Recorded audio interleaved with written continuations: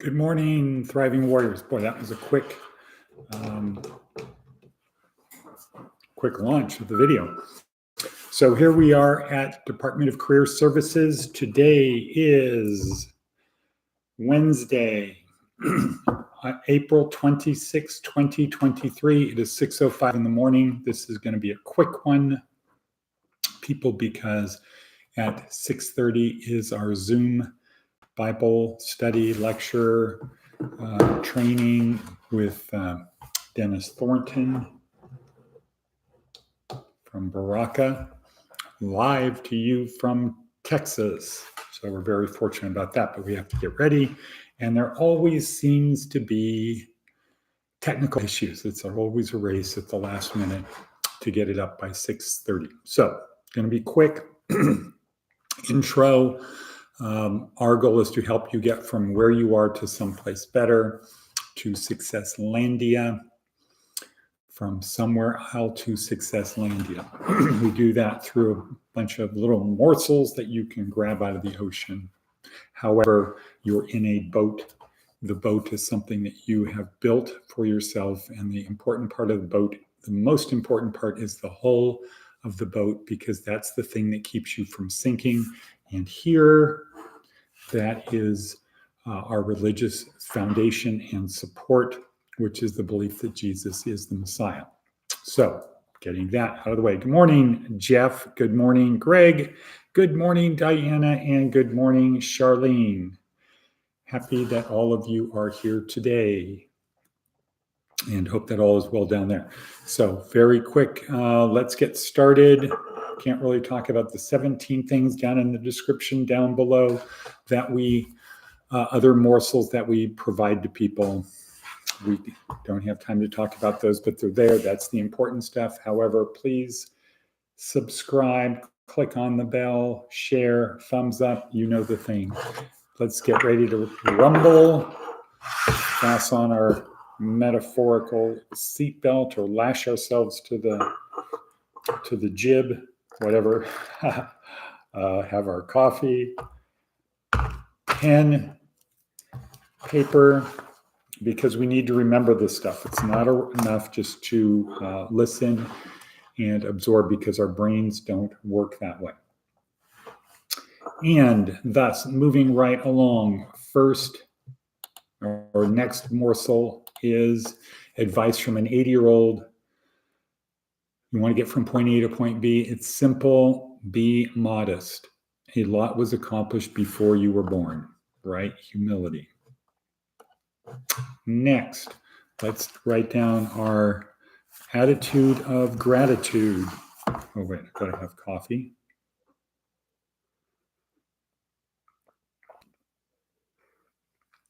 That's with the floater of MCT oil. I'm so happy and grateful. Now that. And kind of the idea is you can absorb the looking out into the distance, see the sun coming up over the mountains in the east, and the nice colors, the bright, the yellows, the green from the grass that's coming up in the trees. You can do that, but this is really more of a particular thing. So I am so happy and grateful that today I will be meeting with the pastor of Calvary Chapel at noon. Before that, I get to take Charles to get his DMV. Hopefully he will crash the car. No, hopefully he won't crash the car.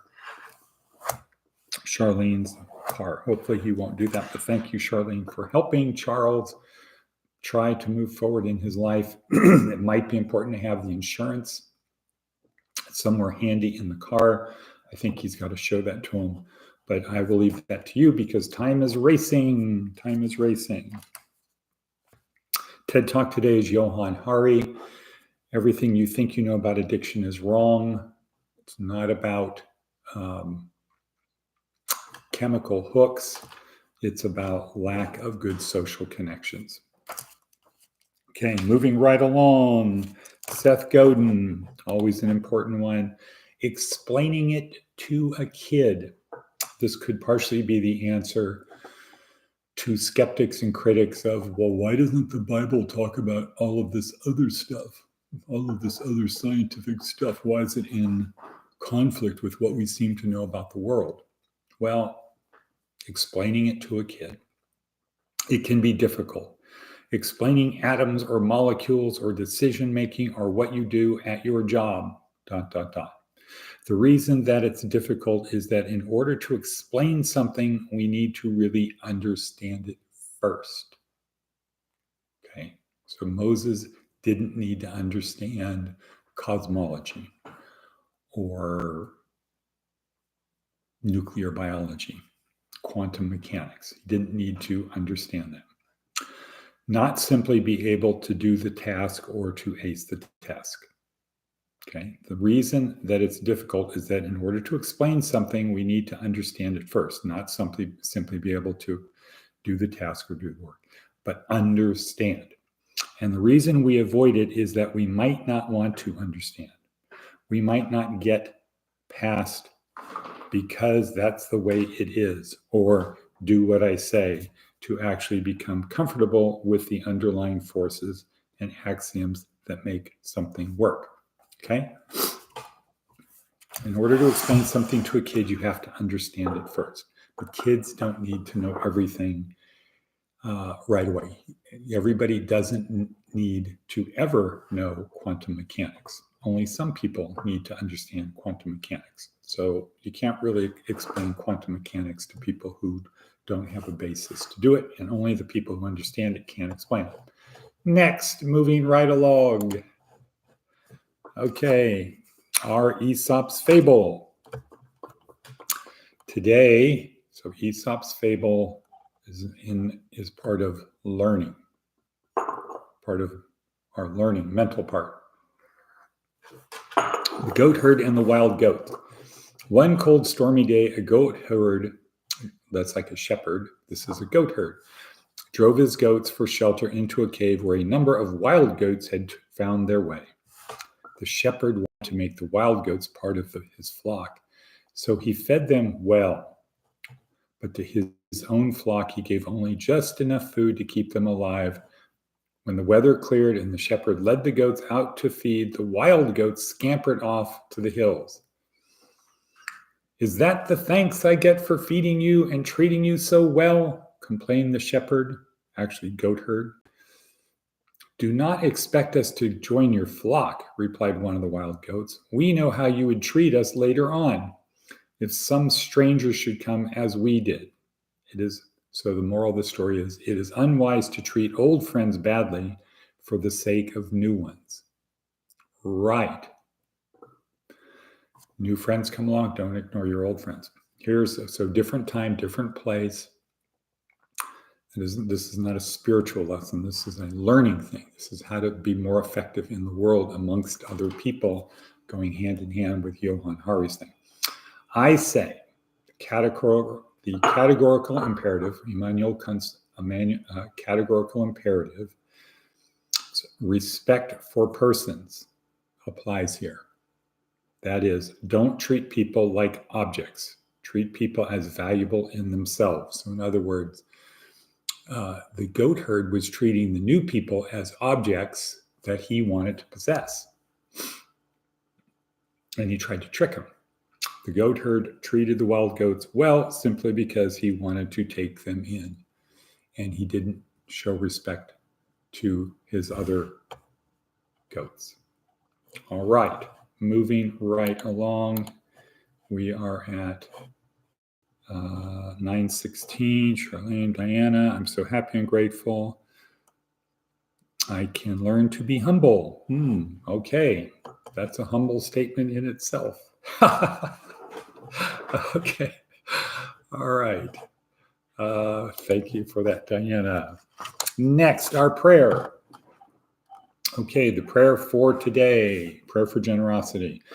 Lord, teach me to be generous, to serve you as you deserve, to give and not count the cost, to fight and not heed the wounds, to toil and not seek to rest, to labor and to ask for no reward save that of knowing I do your will. Amen. All right. All right. Prayer, boat. Consider your life to be like a journey across predictably unpredictable waters that can swamp you and destroy you. Let's call that the ocean. Imagine you're at a place called Someday Isle. Focus on the future. Someday Isle, but not take any plans to do it, or not have any concrete plans of how you're going to get there. Is my shoulders crooked or is my shirt crooked? Over there is Successlandia. This is in the real world, not the spiritual world, because if I profess faith in Jesus, I am saved by grace and grace alone. So we're not talking about that. We're talking about in the day-to-day trenches of the world. So certain things I have to do. I have to take care of myself physically, mentally, emotionally, and spiritually. And so on my boat, I have sails, which are like the physical part of the boat. I need to take care of the sails. They won't get me where I want. If the sails fail, I can't get there. I have to have a good rudder or wheel. Without that, I can't direct my course. I'm subject to the current and the winds. So I need to learn. I need to learn how to navigate the boat. I need to learn things to get through life. I need to have something below the deck that is where I can be safe, where I can eat, where I can sleep, where I can store my stuff. Otherwise, I'm doomed to be above the deck or on the deck, subject to the forces of the wind and the cold and the heat, etc. No place to really store my stuff. So I need to have a good underdeck. That's like the emotional part of our program. We need to be able to control our emotions. And finally, and most importantly, let me repeat that, most importantly, I need to have a strong hull to the ship, because it's what's keeping me above the water. It's what's keeping my possessions and everything safe. Without a good hull, if the hull cracks or a hole gets in the hull, I will sink. Best case, I'll be hanging onto a piece of driftwood or something, hoping that somebody will come along and rescue me. The hull is the most important part. That is the spiritual part of our program. And you can have everything else, great sails, great rudder, great below deck. But if you get a hole in the hull of your ship, you will sink. That is the spiritual part, the religion part, and that Jesus is the Messiah. Okay. So I now turn it over to Diana.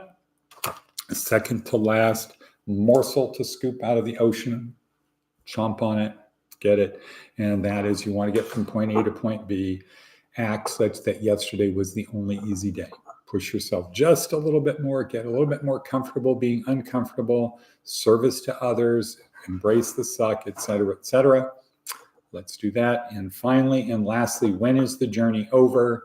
The journey is over when, Charlene? The journey is over when we stop breathing. Okay, when our heart stops, we stop breathing. Until then, God has a plan for us. Let us move forward and say what, Charlene, besides cut. Right, Shivas Shalom, Shivas and Shalom. Okay, everybody, see you on the Zoom call at 6:30.